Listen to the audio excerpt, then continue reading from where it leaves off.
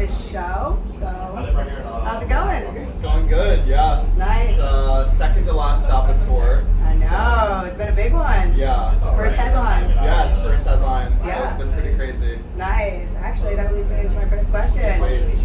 Congrats. Thank you.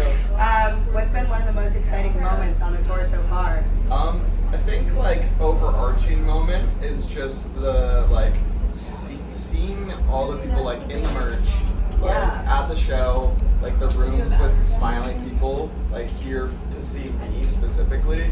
I feel like that's been just so fulfilling. Love that. It could be some of the rooms were smaller, some of them are big. It's not really the size of the crowd. It's just cool having my own show where people are there to see me. Yeah, fully you curate. Exactly. Yeah. That's awesome. I'm pretty hyped. Yeah, definitely. Yeah. I mean, also Ravenscoon, super trippy name. How did you come up with that? So my last name is Conversano. Okay. It's Italian, and it's an anagram of that. Oh, no way. It's just the same letters rearranged. Yeah. I was really hoping you were gonna say I like birds and everything. Yeah. So that's much cooler. Yeah, a little bit more interesting. And so Donald Glover, who does Childish Gambino, he put his name into online Wu-Tang generators, and that's how he picked his. So I kind of took that. Love that. Also, absolutely love Periphery. 19 tracks. Where did you draw your inspiration from when you were going and actually creating and writing? So I get inspiration from everywhere. I think most of it was just life experiences. 15 plus years of listening to electronic music. I've mentioned elsewhere that Nero's Welcome Reality and Pretty Lights, Color Up the Sun, big concept albums like that to me were really inspiring. So I wanted to approach it that way. Hot Sauce fan? Yeah, definitely. Yes. You did separate into 4 parts, which is pretty unique and cool, but you also had the themes, which was Body, Mind, Heart, Soul. How did you actually take the songs and choose which songs to put in each theme? Yeah, so when I was writing the album, I actually wrote them for 5 different categories. Okay. It was hands up, melodic and emotional, wild card, and bangers. Okay, hell yeah, bangers. And so once I had all those tracks, I had 30 different songs. I picked ones that made the most sense for each category, and then picked the best ones in each category to finish, or revamp, or take parts from other ones. Or I was fuck, I need 2 more bangers, so I need to write more music. Yeah. And once I had those categories, the names kind of easily translated to something that was a little bit more meaningful. Love that. When are the other 11 coming out? So I actually released 4 of them as an EP before that. The Translucent EP, which was some more of the down tempo, because I ended up writing a lot more of the melodic stuff, and I didn't want to just scrap them, and I also didn't want to not release music all year. Yeah. Was that at Marsha? No, so it was the one after that. It was kind of a quiet release. I didn't have a big promotion campaign for it, but yeah. Awesome.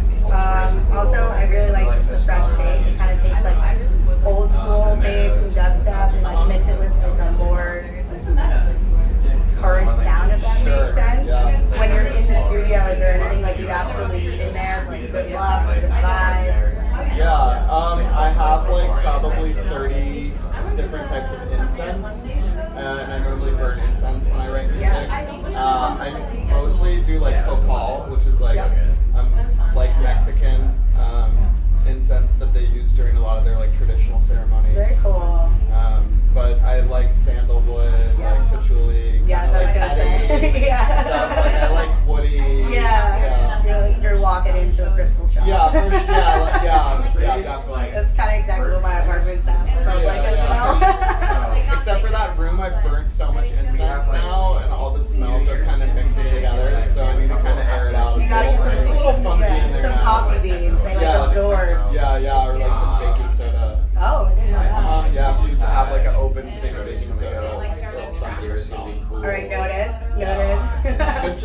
fridge too. I do use it in my fridge. I just didn't think it would take that much cubic space. Yeah, you gotta have quite a bit. Yeah. They might think that you're like cooking it up in there. You're like, what is this powder? Yeah.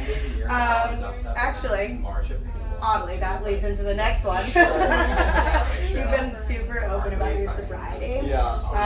And this industry can be super party lifestyle focused. Yeah. What advice do you have for sober ravers or bass heads or anyone who's thinking about going on that sobriety journey? Yeah, I think like for people that are already sober, just like take your time. Like for me, I had to take like a year or two off of going to shows, Yeah. kind of like get comfortable again, which is hard for a lot of people, you know. But it's up to everybody, like on what they want to do. Also, like, you know, there's different like approaches to sobriety. I'm like entirely sober, like from everything, but I don't advocate just for that. You know, it's for me. I don't believe that it's like, you know, the end all be all. Like, you can't do anything. Like, if you're addicted to heroin, but like you're still smoking weed, but you picked heroin. Yeah. That's the good. little wins, yeah. That's a huge win, you know, and I think it's like what works for you.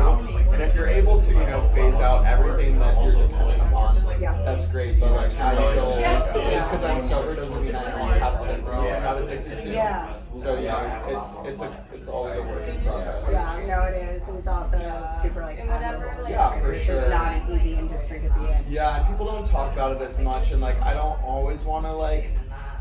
I don't want to like make it who I am, but I want to let people know that they're not alone, because I never really had like a sober role model. I didn't even think I had a problem for the longest time. Yep.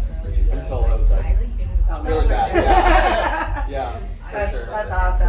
I mean, one of the other things that you also do is super honorable. You have a lot of social justice things you support, as well as like any sort of world issues. You're super vocal, and that's like, I appreciate you for that, because a lot of people do remain silent. Yeah. Are there any sort of charities or programs that you like support or you want to bring attention to? Or Yeah. So I'm in the ACLU, which is pretty like Yeah. national.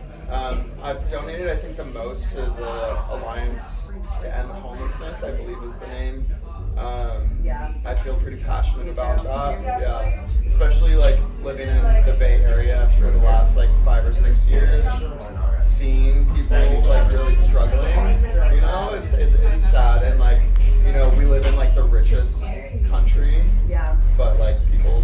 Wealth disparity. Yeah, it's pretty stark. I also spent some time in South America for a bit studying Spanish, and like I was in Chile, and it was the same thing. There was like millionaires, and I was there during a soccer tournament, so there was like people with Ferraris, and then there was like favelas, and so like that was really jarring. So yeah, I feel pretty passionate about that. But I think anything that anybody feels really passionate about, they should get involved, donate money early. All right, well, slight technical difficulties, but we're back.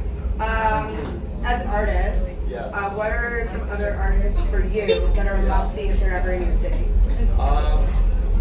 That's a tough one. I think for like electronic, like Pretty Lights is doing his comeback tour right now. I've been a big Pretty Lights fan, so I feel like that's a must-see. It's really cool. They've almost turned into like a jam band. Yes. And I haven't always loved jam bands, but I feel like with age, I get it now more. I'm like, oh, I gotta stand more and vibe. I think for like electronic music, I really love R.O. Grime. Yes. He just, you know, is dropping an album. For like bands, I recently saw Bring Me the Horizon. They're like more on like, they did some poppy stuff, but also like hardcore, like thrash metal. Okay. Their tour was amazing. I was very pleasantly surprised how good they sounded. Love that.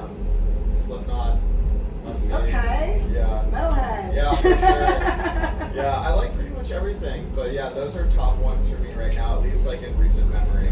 Yeah, that's fun. I like that. Also, I also love jam bands. Yeah. Deadhead at heart. Okay, cool. Nice.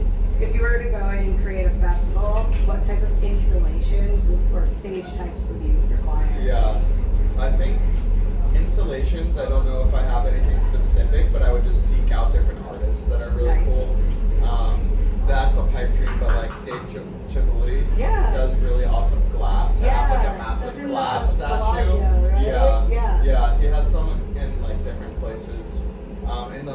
botanical garden, there's a permanent fixture. That would be really cool. Yeah. But you'd have to protect it from all the people. 'Cause Yeah. It's so fragile. Yeah, a lot of whoops. It takes one person. Whoop stuff. Yeah. Someone be climbing the monster. Yeah, exactly. Awesome. Besides that, I just like interactive stuff. There's like a haunted house that I did recently with my fiance, and like the last room was like, you couldn't see anything. It was just purple. Okay. And it was like really difficult to navigate through. Like all your senses were gone. It was just purple, and it was so disorienting. That would be really cool. Yeah. Like it's like you get lost just before you start panicking. Yeah. You get to the other Instead of side. security, you have to go through the Yeah. purple room. And if you're too fucked up, like you're Sorry. stuck there forever. In the abyss. Yeah, that's what it felt like. You're literally like this, but like you're just in a little room. That's pretty crazy. Sounds terrifying. Yeah. Yeah. All right. Well, prepare to be scared at a future festival. Yeah. But yeah. It's like nightmare. What's playing in the background? A Slipknot.